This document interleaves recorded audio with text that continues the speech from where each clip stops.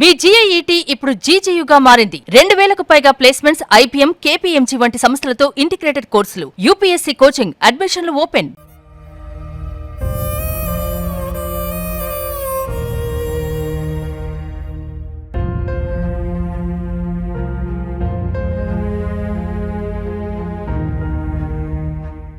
కన్నవారికి కొండంత అండగా నిలబడాలని, ఉన్నత చదువులు చదివి కుటుంబ కష్టాలు తీర్చాలని ఆ తల్లిదండ్రుల పెద్ద కుమార్తె ఎన్నో ఆశలతో 7 సముద్రాలు దాటి అమెరికా వెళ్ళింది. చదువు పూర్తయింది, ఉద్యోగం తెచ్చుకొని సెటిల్ అవుతుందనుకున్న తరుణంలో విధి ఆ కుటుంబం పైన పగపట్టింది. అమెరికాలోని న్యూ జెర్సీలో జరిగిన ఒక ఘోర రోడ్డు ప్రమాదం పల్నాడు జిల్లాకు చెందిన ముక్కెన ప్రసన్న అనే 27 ఏళ్ల యువతి ప్రాణాలను బలి తీసుకుంది. కంటికి రెప్పలా పెంచిన కూతురు విగతజీవిగా మారిందన్న వార్త విన్న ఆ తల్లిదండ్రులు ఇప్పుడు కన్నీరు మున్నీరవుతున్నారు.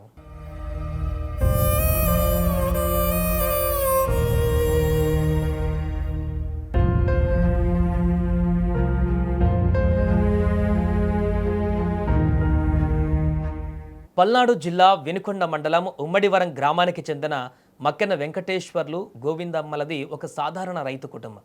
వీరికి 3 సంతానం కాగా వారిలో పెద్ద కుమార్తె మక్కెన ప్రసన్న.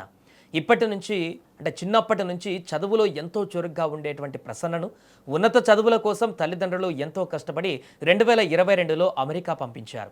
అక్కడ ఎంఎస్ విజయవంతంగా పూర్తి చేసిన ప్రసన్న ప్రస్తుతం ఉద్యోగ ప్రయత్నాలలో ఉన్నారు. త్వరలోనే మంచి ఉద్యోగం సాధించి స్థిరపడుతుందని, తమ కష్టాలన్నీ తీరుస్తామని ఆ రైతు కుటుంబం ఎంతో ఆశగా ఎదురుచూస్తున్న తరుణంలో ఈ ఘోర విషాదం చోటు చేసుకుంది. అమెరికా కాలమానం ప్రకారం మంగళవారం నాడు ఈ విషాద ఘటన జరిగింది. ప్రసన్న తన 3 స్నేహితులతో కలిసి కారులో ఒక కార్యక్రమానికి హాజరై తిరిగి వస్తున్నారు. ఈ క్రమంలో వారు ప్రయాణిస్తున్న వాహనం అకస్మాత్తుగా దాదాపు దారి తప్పి ఆ కంట్రోల్ తప్పి రోడ్డు పక్కన ఉన్నటువంటి చెట్టును బలంగా ఢీకొట్టింది.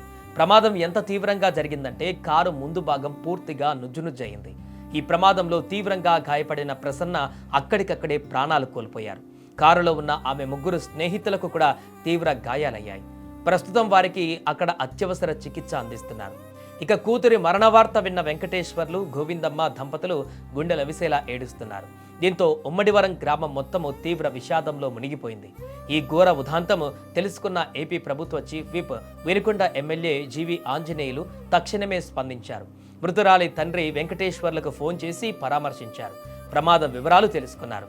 ప్రసన్న భౌతిక కాయాన్ని వీలైనంత త్వరగా స్వగ్రామానికి తీసుకువచ్చేందుకు సంబంధిత విదేశాంగ శాఖ అధికారులతో తానా ప్రతినిధులతో మాట్లాడతామని, ప్రభుత్వం తరపున అన్ని రకాలుగా అండగా ఉంటామని భరోసా ఇచ్చారు.